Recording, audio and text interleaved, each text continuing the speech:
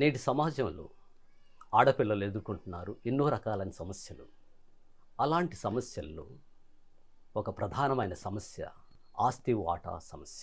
ముఖ్యంగా పెళ్ళైన ఆడపిల్లలకు పూర్వీకుల ఆస్తులలో సమానమైన వాటా కొడుకుతో పాటుగా వస్తుందా లేదా అనే సమస్య చాలామందిలో ఉన్నటువంటి సమస్య. ఇలాంటి సమస్య పరిష్కారం గురించి వీటికి సంబంధించి పూర్తి అవగాహన కొరకు ఈరోజు మనం చర్చించుకుందాం. పెళ్ళైన ఆడపిల్లలకు కొడుకులతో సమానంగా ఆస్తిలో హక్కు వస్తుంది. మన కేంద్ర ప్రభుత్వం 2005లో ఒక సవరణ చట్టాన్ని, హిందూ వారసత్వ 1996 చట్టానికి సవరణ చట్టాన్ని తీసుకురావటం జరిగింది.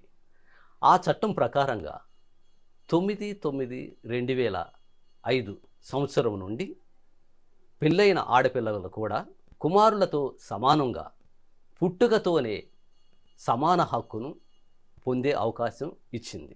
అయితే ఈ చట్టము ఒక నిబంధనలో కూడా ఏర్పాటు చేయింది.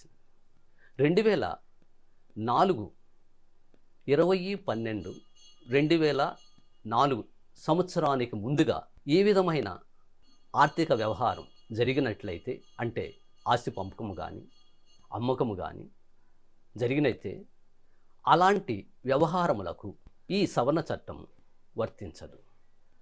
అనగా 2005 తర్వాత, అంటే వివరముగా 9/9/2005 సంవత్సరం తర్వాత ఆడపిల్లలకు పెళ్ళైన వారికి, పెళ్ళి కాని వారి అందరికి కూడా కుమారునితో సహా కుమారునికి సమానముగా ఆస్తిలో హక్కు ఇవ్వటం జరిగింది.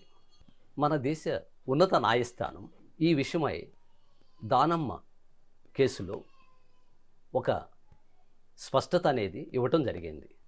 ఈ కేసు ప్రకారంగా కొడుకు తన యొక్క సోదరీమణులకు ఎలాంటి ఆస్తి హక్కు రాదు అని సివిల్ దావా వేయటం జరిగింది. అయితే దిగువ కోర్టు, దిగువ న్యాయస్థానం ఆ కొడుకుకి అనుకూలంగా తీర్పు ఇస్తూ ఆడపిల్లలకు ఎలాంటి హక్కు లేదు అని తీర్పునివ్వటం జరిగింది. ఆ తీర్పుని వ్యతిరేకిస్తూ సుప్రీంకోర్టు ఉన్నత న్యాయస్థానంలో సివిల్ అప్పీలు వేయటం జరిగింది. ఉన్నత న్యాయస్థానం తీర్పుని వెలువరిస్తూ 2005 కేంద్ర ప్రభుత్వం సవరణ చట్ట ప్రకారం ఈ ఉన్నత న్యాయస్థానం యొక్క తీర్పు ప్రకారంగా పెళ్ళైన ఆడపిల్లలు కూడా ఆస్తిలో కుమారునికి సమానముగా వాటా హక్కును పొందే అవకాశం ఏర్పడింది. అదేవిధంగా 2016లో కర్ణాటక ఉన్నత న్యాయస్థానం శ్రీమతి లోకమణి కేసులో ఇచ్చిన తీర్పు ప్రకారంగా పెళ్ళైన ఆడపిల్లలకు పెళ్లి సమయంలో ధనము కానీ డబ్బు కానీ ఇతరత్ర ఏదైనా ఆస్తి ఇచ్చినను కూడా అలాంటి వాటితో సంబంధం లేకుండా పూర్వీకుల ఆస్తిలో కుమారునికి సమానముగా వాటాను కోరే అవకాశాన్ని కల్పించడం జరిగింది. ఈ విషయమై మరొక ముఖ్యముగా గమనించవలసిన విషయం ఏమంటే, పెళ్ళైన ఆడపిల్లలు ఆస్తిలో సమాన వాటా కుమారునికి సమానంగా పొందాలంటే కేంద్ర ప్రభుత్వం సవరణ చేసిన చట్టము ఆడపిల్లలు వాటాలో హక్కును పొందవలెనంటే 2005 సంవత్సరం నాటికి జన్మించి ఉండవలెను.